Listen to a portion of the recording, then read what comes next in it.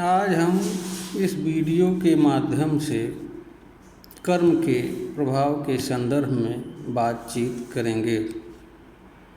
मानव जो भी कर्म करता है उस कर्म का उसके ऊपर प्रभाव पड़ता है। मानव का कोई भी कर्म प्रभाव रहित नहीं होता है। कर्म के प्रभाव को जानने के लिए मानव द्वारा किए जाने वाले समस्त कर्मों को दो भागों में विभक्त किया जा सकता है। एक मानव का अंतःकर्म और दूसरा मानव का बाह्य कर्म। अंतःकर्म का तात्पर्य मानव द्वारा सोचना, विचारना, निर्णय लेना, तर्क करना, निर्णय के उपरांत किसी चीज़ को करने के लिए तत्पर होना से होता है।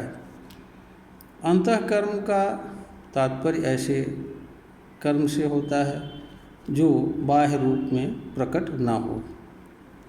जो कर्म बाह्य रूप में प्रकट नहीं होते हैं वो मानव के अंतःकर्म कहलाते हैं। मानव के अंतःकर्म का प्रभाव केवल कर्ता पर पड़ता है। यहाँ पर कर्ता का आशय ऐसे व्यक्ति से होता है जो किसी कर्म को करता है। जहाँ तक मानव के बाह्य कर्म की बात है, इसका प्रभाव कर्ता अकर्ता दोनों पर पड़ता है। अकर्ता का आशय ऐसे व्यक्ति से होता है जो कर्म नहीं कर रहा होता है।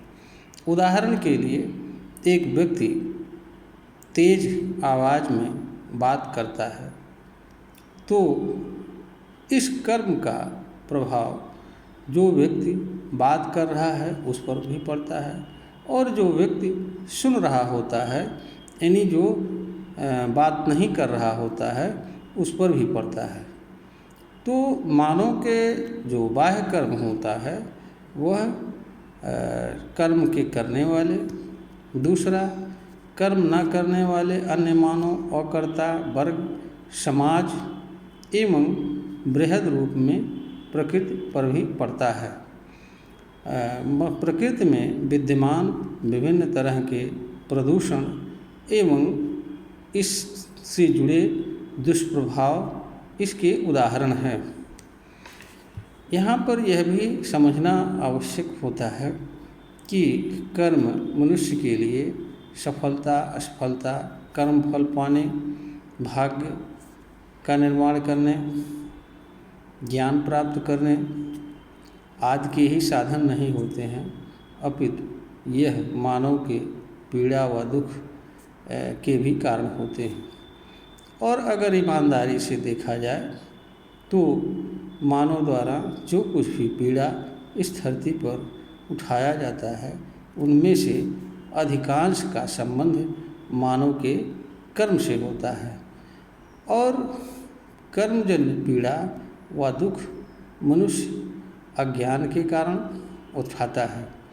अगर किसी मनुष्य को कर्म का सम्यक ज्ञान हो जाए तो हमारे ख्याल से वो कर्मजन्य पीड़ा उठाना बर्दाश्त नहीं करेगा और मनुष्य ऐसे कर्मों से स्वयं को विरत रखेगा। इसके लिए जरूरी यह होता है कि मनुष्य कर्म से जुड़े और कर्म से जुड़ करके कर्म की जानकारी प्राप्त करें और ऐसे कर्म जिनका प्रभाव मनुष्य के लिए पीड़ा व दुख का कारण बने या दूसरों की पीड़ा व दुख का कारण बने, ऐसे कर्म से मनुष्य को दूर रहना चाहिए। इसका कारण यह है कि कोई भी मनुष्य अगर स्वयं के ही कर्म से स्वयं भी पीड़ित रहे, दुखित रहे और दूसरे लोग भी उसके कर्म से पीड़ित हों, दुखी हों तथा इसके प्रभाव स्वरूप दूसरे लोग कर्ता को पीड़ा व दुख पहुँचावें और इस तरीके से कर्ता अपने ही कर्म के कारण निरंतर पीड़ा व दुख, अविश्वास, असुरक्षा में जीवन यापन करता हुआ जीवन जिए तो हमारे समझ से या किसी भी समझदार मनुष्य के लिए इससे बुरी बात और कुछ नहीं हो सकती है। इसलिए हर मनुष्य का यह फर्ज होता है, कर्तव्य होता है कि वह ऐसे कर्म को न करे जिसका प्रभाव उसके लिए एवं दूसरों के लिए पीड़ाकारक व दुखकारक हो। मनुष्य ऐसे कर्म करे जिसका प्रभाव उसके दूसरों एवं वर्ग और समाज के लिए हितकारी हो, कल्याणकारक हो और प्रकृति के लिए नुकसानदायक न हो। यह वीडियो ज्ञानवर्धन के लिए प्रस्तुत किया जा रहा है। इससे के देखने वाले को अगर यह लगता है यह वीडियो ज्ञानवर्धन से युक्त है तो इसे लाइक करें, शेयर करें और सब्सक्राइब करें।